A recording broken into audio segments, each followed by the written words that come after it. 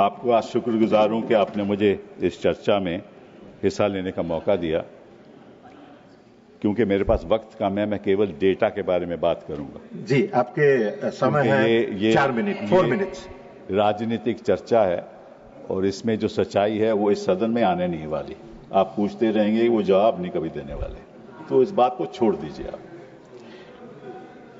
पहलगाम और सिंदूर की चर्चा क्यों हो रही है?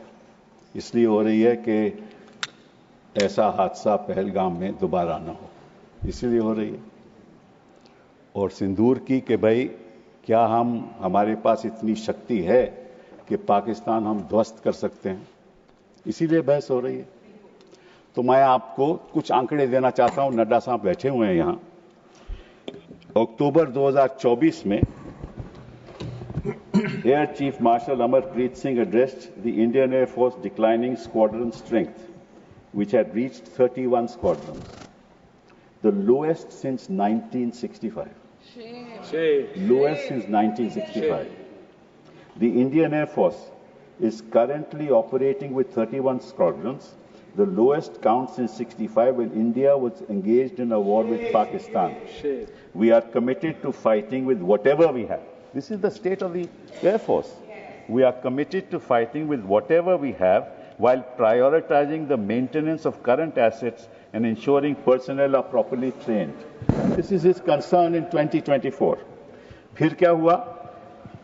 आपने Indian Air Chief again said, at the moment we are very badly off. I'm not saying this. At the moment we are very badly off in terms of numbers. And the numbers that have been promised are also coming in very slow time, making a case for boosting production rate of fighters.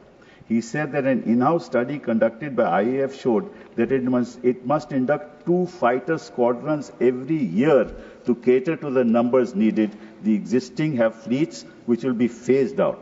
Now, what is that existing fleet that is being phased out? Your MiG-21 being phased out. Your MiG-29 being phased out.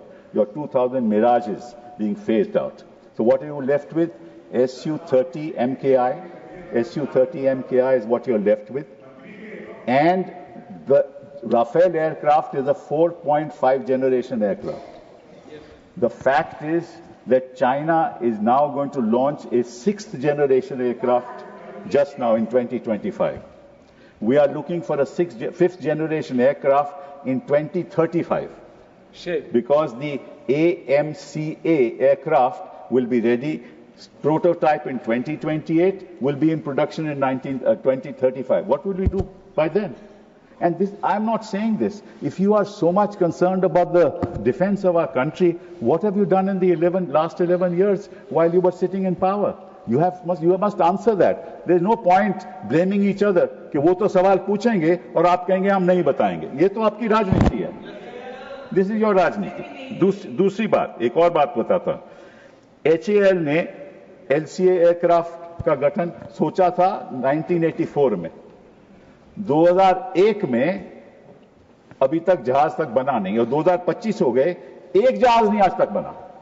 एक जहाज नहीं, जो हमने conceptualise किया था 1984 में। आप क्या कर रहे हो? दूसरी बात, तीसरी बात आपको बताना चाहता हूं, वो ये है कि पाकिस्तान के पास, हमारे पास तो ये 31 स्क्वाड्रन फेजिंग आउट के बाद 29 रह जाएंगे और पाकिस्तान आज के दिन उनके पास 25 स्क्वाड्रन है, तो लगभग बराबरी है।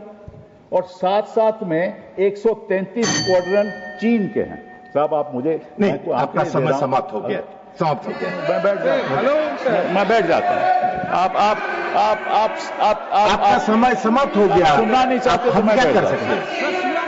Your time is over. मैं कोई विवादित बात नहीं कर रहा हूं। मैं देश के प्रति बात कर रहा हूं, कोई विवादित बात कर रहा हूं। मैं देश के प्रति आंकड़े बता रहा हूं देश की जनता को कि आप कितने संगीन हैं। आप अपनी देश की रक्षा के लिए क्या कर रहे हैं? समाप्त हो चुका है, इसलिए हमने बेल बजाया है। और मैंने अभी दूसरा स्पीकर को बुलाया है, doctor Sasmit Patra. Nothing will go on record. Doctor Sasmit Patra.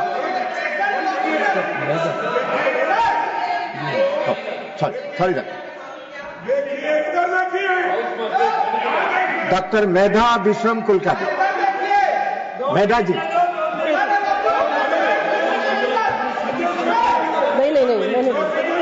मैं नहीं बोलूंगी। Time is over, nothing is going on record. Mehta ji,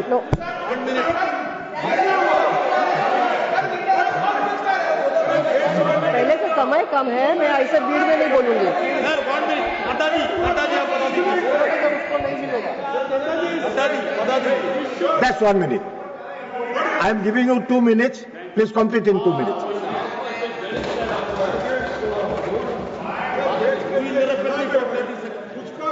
time दे दिया, आप बात बात पर क्यों उठ जाते हैं? आप एलो किया है।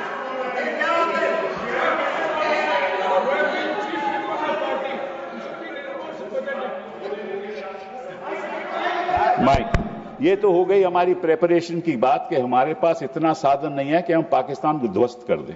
और हम लड़ाई केवल पाकिस्तान से नहीं लड़ रहे, पाकिस्तान और चीन एक साथ है। वो सारी टेक्नोलॉजी चीन पाकिस्तान को दे रहा है, स्पेशली कि उनके पास तो स्टेल्थ एयरक्राफ्ट्स हैं।